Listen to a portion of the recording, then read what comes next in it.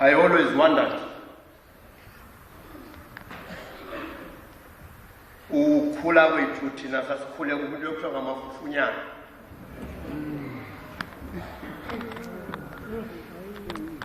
Now singabantwana bamaqhoboka ke thina. Alali yakuthi kuthiwa kusesikolweni. Xa kuthiwa ke endaweni kusesikolweni akuthethwa uba abantu balapho bafundi. Into nayo kuthethwa ukuthi no ngabantu bokukhaya. Yayisimangalisa ke le nto ukuba bekuthi xa kusondele ixesha lokubhala i-exam khona sithi semi ezilayinini kuzawuthandazwa ibe nguwaca abantwana bezali bakhe. Kodwa sibone thina sibhala sigqiba singakhange sisiwe nakukhohlela esingeni. Ithi ke intombi kaMkhaliphi lufefe lukaThixo bantwana bakho.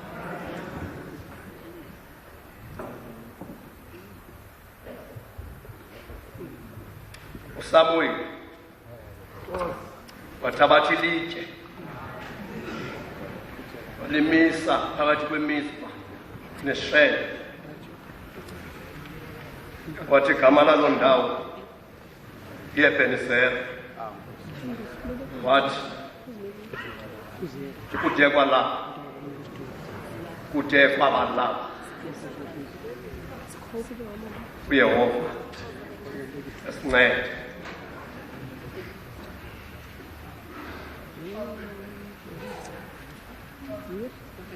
Lawo la mazwi lawo endicinga uba ngawo mandibe nguJokolwana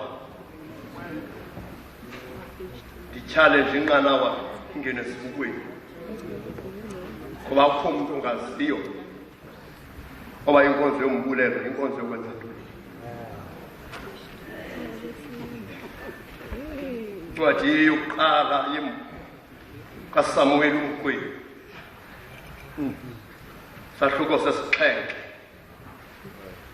ivesi ye-12 xa iphela wathi igama lalo ndawo iEbenezer. Wathi kude kwabalapha uYehova esincede.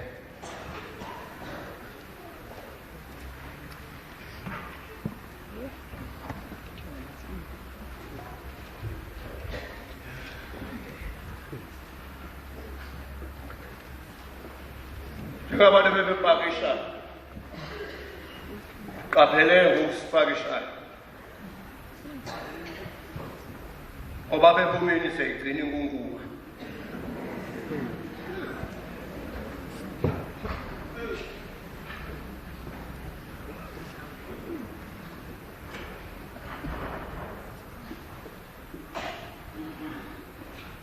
Aba njengenxa yoba ndingafuna ukubhubha amasesekethe tanelutho ezimbili zenkungume ndathi masikhuduswe zawutshiswe ekhaya.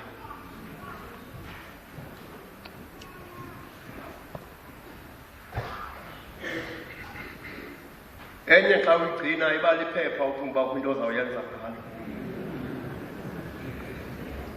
Abantu abahamba ii-workshops neenkomfa bayayazi loo nto nee-conventions ufumana amaphetshana hayi kwinto endiyithandileyo kweli phepha uqonda uba hayi le nto ndawe ndiyisebenzise ufike uyibeke.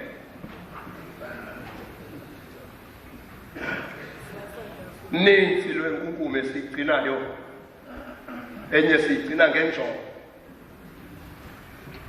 Ezinye into xa sizigcina kungenxa yepast apho sisuka khona. Uthi ngoku seyintanga ukulahla uthi le anayiphambi anayo ilahla ngoba hleze laa meko endikhulele kuyo iphinde ibuye. Amanye amagama ndizama ukuthi ezinye sizigcina nyani for-a-purpose kodwa kuthi uba uhamba ithuba beyinkunkume.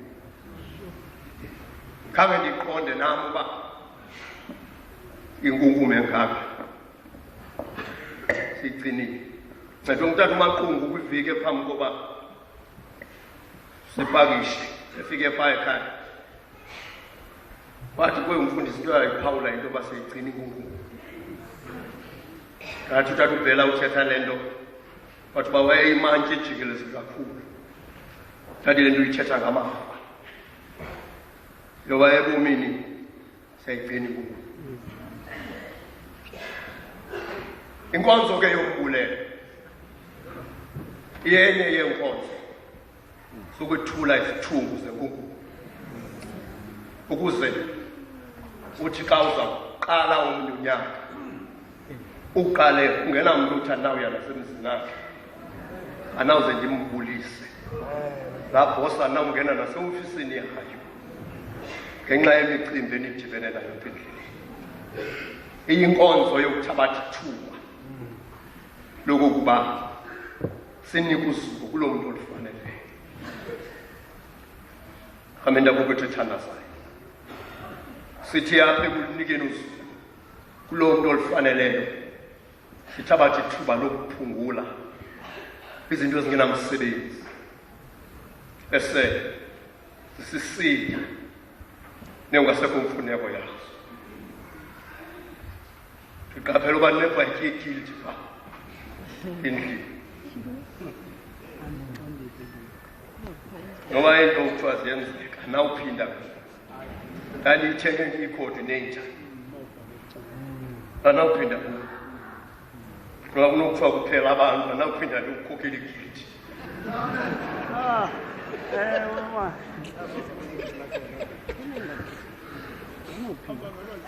Amen. Kokwethu uthatha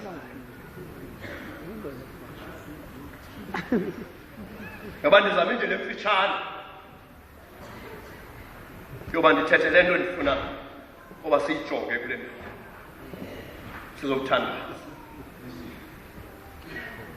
Kude kwabala hitherto utsho uSamuel uyabona esincede utsho uSamuel ninzi into endingayiunderstandiyo ngale nto nangeli xesha yenza ngoba uyenza into izwe lingazolanga. Abafundi beTestamente endala baza kuyazi into yoba xa kuphela kuqala izahluko ziqala amaFilistiya eyipeng on the nerve kuSirayeli nolava kaThixo kwade kwathi ngokwesahluko sesine kwazalwa nabantwana kwathiwa ngo-Ikabhodi usuku olumkeli ngoba within eli xesha lokuzalwa kukaSamueli kwade kwathinjwa ityeya yomnqophiso kaThixo kwathiwa uba owethu uThixo akakhusele. Kwakhe kwenzeka isimanga apha soba kuvele imifanekiso kaMohammed umprofeti wamaSulumane wahlokomela ilizwe ekhusela uThixo wabo. Kodwa intsusa yala mazwi yeyoba uYehova Yahweh akakhusele akaxhomekeka ngamntwini akadalwanga ungulowo oxhomekeke kuye ngoba amaFilistiya abone uba into ebangela ubaxakwe ngamaSirayeli yile tyeya eyinekhirubi inentonga kaMoses awawakhuphe ngayo eKanani ineekhirubi ezintandathu ineqhekeza lesonka semana ineqhekeza lenyama yezagwityi inelitshe elalitholwe xa kuwela uJordani inengqayi enamanzi ayekhiwe xa kugqitywa kuwela ulwandle olubomvu inomfanekiso wenyoka yobhedu ityeya yomnqophiso ngoba xa beyijongile yayibakhumbuza apho bavela khona. Bantwana bakaThixo, amenda kokuthethanisa inganeli ukuba ibakhumbuza apho bavela khona. Bona siPawulo ba apha uthi uYehova Yahweh gatsho uThixo lo ekuthiwa umdali. Bantwana bakaThixo, kweLohi okanye Eli xa ebizwa i-Eli kwaJuda amenda kokuthethanisa kufakelwe ke wonke la magama afakelwayo oJehova Nisi, wonke la magama afakelwayo. Kodwa apha lo eligama lisebenzisileyo elithi Yahweh, uYehova, laqala ukuthethwa kwi-Exodus isahluko sesithandathu. Ngoba ukukhululwa kwabaSrayeli kubhalwe kabini ubizo lukaMoses, isahluko sesithathu nakusahluko sesithandathu. Wathi xa ebuza wathi ndinguYehova igama lam. Bantwana bakaThixo, Thixo ngadalwayo amenda kokuthethandazayo ungenziwanga ngazandla zamntu. So into ebangela kuqala oba athi lo mbhali uYehova esinceda kungenxa yoba xa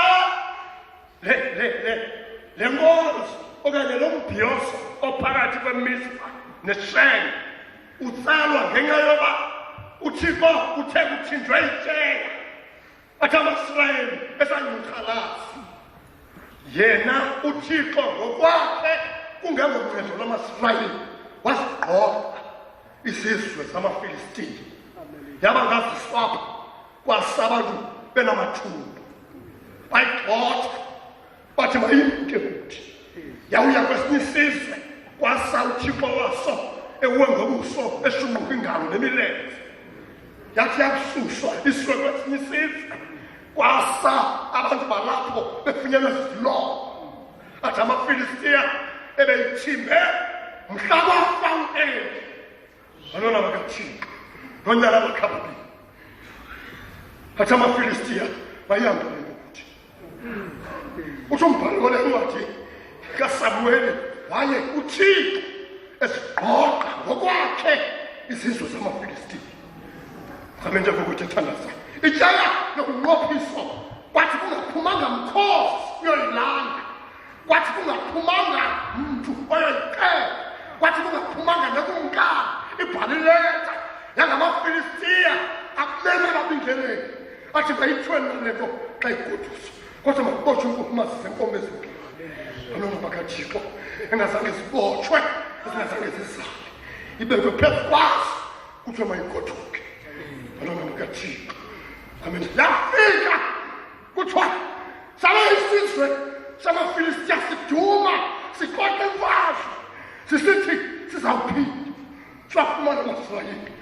Kuthiwa lekumke lo mgwebi uSamuweli waqokelela isizwe, waqokelela abantu besizwe, waqokelela amadoda nabafazi, waqokelela amaxhegwazi namaxhego, waqokelela abantwana amakhwenkwe namantombazana.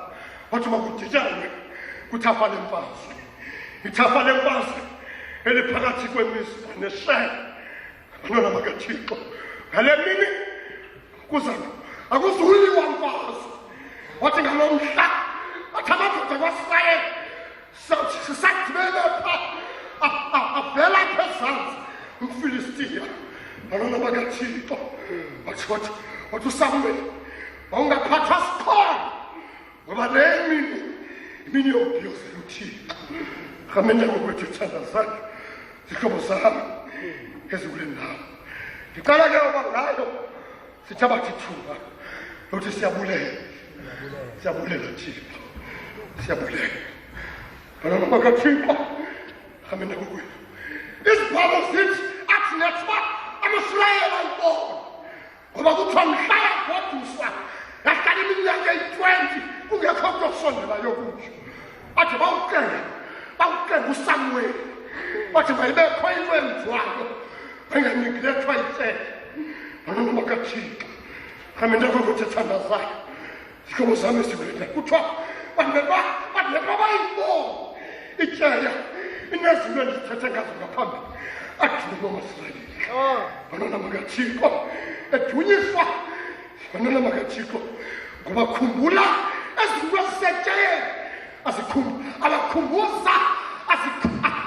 zikhumbuza amaSirayeli ngoba ngubani na uThixo wazo banona makathixo hlobo zami inyoka yophethu akhumbula kwimbali yabo hamenza kokuthethandazayo ekhanyazana baba akhumbula uba embalini yabo banona makathixo khalamanzi olwandle olubomvu nagelalitye laseJordani akhumbula uba imbali yabo banona makathixo namazwi ke okokuqala asesikhumbuzo abathethwa ngumntu akahambanga athethwa ngumntu onomgama awuhambileyo xa kuthiwa ingathi kude kwabalapha kuthi umntu onomgama awuhambileyo ene ajonge ngasemva ajonge aphambili akhona ajonge aphakhona ahamba madoda kalathi khazula samankaphambili phansi kothando amene ngokuthi ngigqitha ngamakhwenkwana athi phela udala bukhulele amene ngokwethu ndathe ukuthi ndikuxokuvisa uyithethiswa intoni le nto tatomkhulu ndathi bantwana bam ndikhumbula uba nam ake ndangangani bantwana makathixo and so what watsho madoda wathi utatomkhulu ndikhumbula into yokokuba kukude kundivela khona uzawufika kule ndawo kude kwabalapha bantwana makathixo ngamazwi litya linesikhumbuzo ndokuqala ndicela uyithethe kutsho umntu ohambileyo bantwana makathixo kutsho umntu ohamba indlela yabona ke xa uhamba indlela unakakwazi uzifanisa othi xa ucinga apho uvela khona kwesinye indawo uvela unyume bantwana makathixo athi wakubuza uba awanyuma ucingaphi uqonda noba umxelele he will not understand bantwana makathixo yabona ke athi ohamba indlela bantwana makathixo ndinaso sifo bantwana mathoba abuza uthoba ndathi ngathi kukho apho ucinga khona kutheni uncumile nje bantwana makathixo okanye athi kutheni ubuso bakho bangekho nje buhlungu ingathi akukho ngethi nje bantwana makathixo andindikhumbula indlela zihlobo zami ezikule ndawo yabona xa uhamba indlela uthi ke uyijonga kubekho indawo khona othi ufika kuso nge-imagination bantwana makathixo ubone ngokwehla kwenyembezi ungekho nto buhlungu ngoba ukhumbula apho uvela khona uba sinokuthatha le ndawo yodwa ethi kude kwabalapha ngesimekalethi uyehova sinceda kude kwabalapha umzuzu wokujonga emva bantwana makathixo athi uthathe xa ujongile umveni wena athi ndangengangumntana wokuthi mdala into engasane ndiyibone alishindilungisa bantwana makathixo umntu othi kude wabalapha umntu ohamba indlela hamenza kokwethu ngokokubulela is a net of remembrance hamenza kokwethu ethandazayo zihlobo zam ezikule ndawo zihlobo zam ayingomntu ohamba indlela kuphela umntu othi kude kwabalapha hamenza kokwethu ethandazayo ngumntu othi awujonga amava ubomi bakhe bantwana makathixo ngoba bakhona abantu abahamba indleleni kanti akho bayifundayo bantwana makathixo hamenza kokwethu thandazayo okwesibini umntu othi kude kwabalapha hlobo zam umntu ongahambanga ndindlela hamenza kokwethu ethandazayo ngumntu onezikasi ezilapha kuye Noma siyabonakala. Noma sibonakala. Uzaqabuza. Khamenza ukuthi thanda sakhe. I'd never mind. Sinto zokuhamba indlela. Kodwa into endiyibule nayo. Kuthe kwalapha. Abantwana bakaThixo. Khamenza ukuthi thanda sakhe. Into abangaloba. Lemboka yasawisile. Ikayihamba. Amakhulu omqalikawa. Uyivesithi. Nkosi yesabatha. Isakhe emhlabeni. Into ebulelayo. Azonto ezehlelayo. Kodwa ibulelwa. Ifikile kule ndawo ekuyo. Abantwana bakaThixo. Khamenza kwethu. Ethandazayo. Zihlobo zami. Ezikule ndawo. Ngoba usakuthi. Osondela. Kumntothi. Kuthe kwabalapha. Akukhona unyaka. Endandikhe ndacinga uba awuzuphela ndisekho. Uzawutsho umntu othetha ngayo. Umntu othi kuthe kwabalapha. Ngumntu ozawuthi kuwe. Ukhona unyaka. Apha i-awari ibisiba yimini yonke. Apha imini ibisiba yinyanga yonke. Apha inyanga ibiba ngunyaka. Abantwana bakaThixo nelangeli ibe ngathi liyacotha. Ibe ngathi nentakezi xa zikhala zihlakamla kangigqithayo.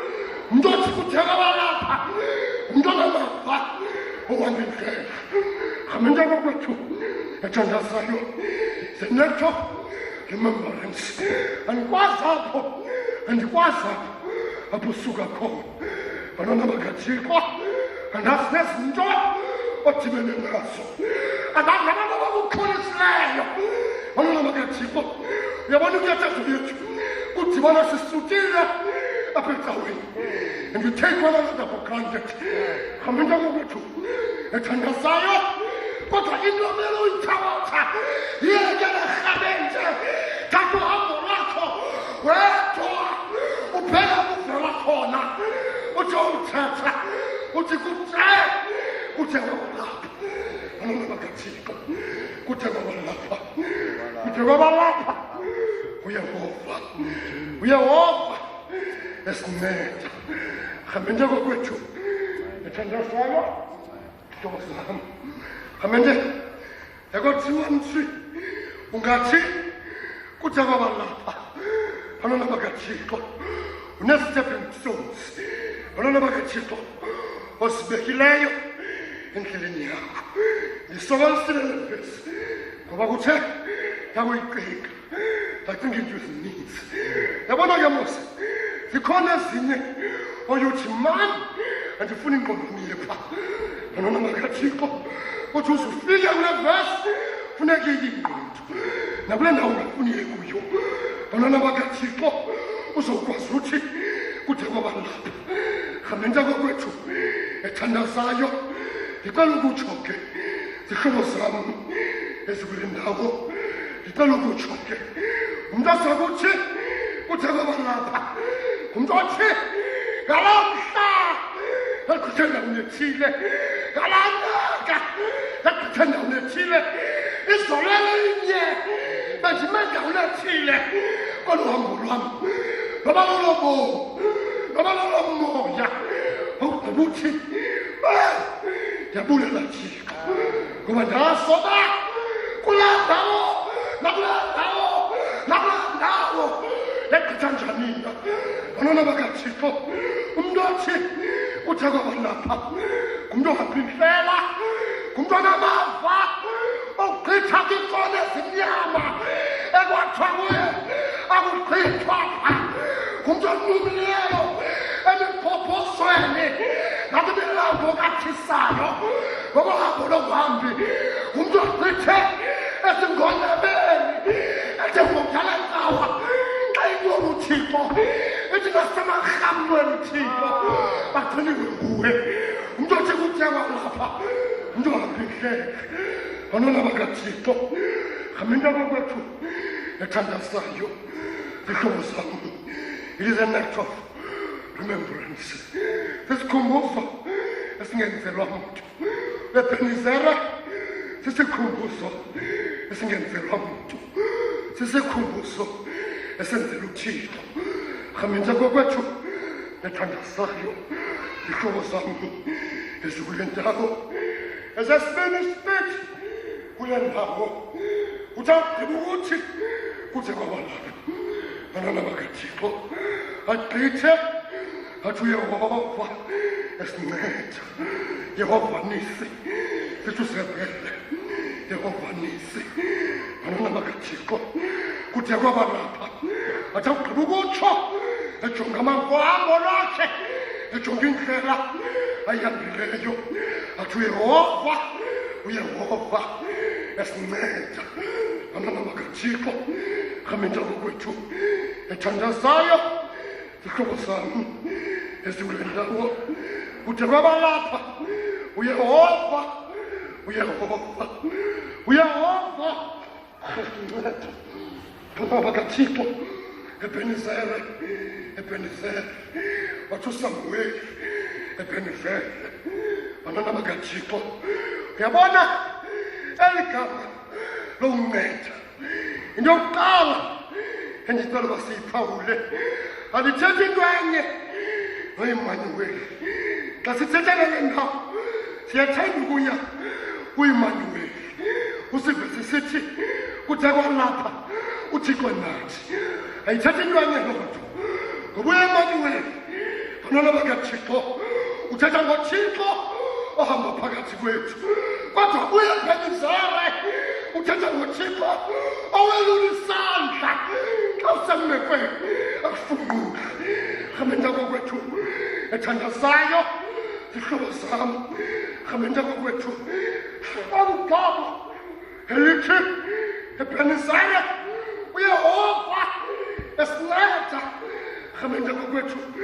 ethandazayo livesa izinto endiqheba andiyigqitha kwezintathu zihlobo zam ezikule ndawo liveza uncedo esingeludizeviyo undeserved help rhamente kokwethu ethandazayo usamuweli xa ejonga ihistory yamahebhere ujonge uncedo lukathixo wajonga ihambo yamahebhere nokumlandela kwauthixo waphawula amahebhere awakuthizevi uncedo nguthixo banana bakathixo kodwa engakuthizevi nje uwancedile ngoba isibhalo xa sithetha ngolukathixo uncedo akabuzizilandu akajonga into yenzileyo wena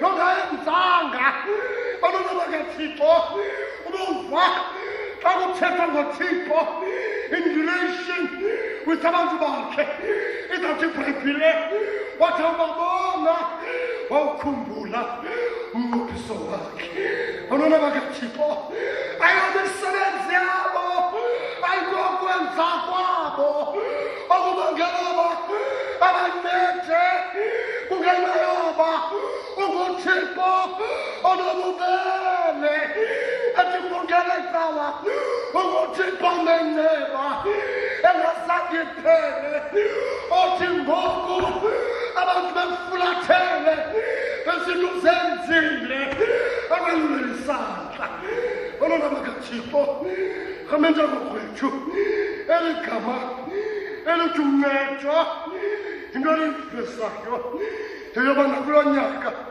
izinto uthixo asifungule phakathi kwaso we do not deserve them. Let us not take them for granted.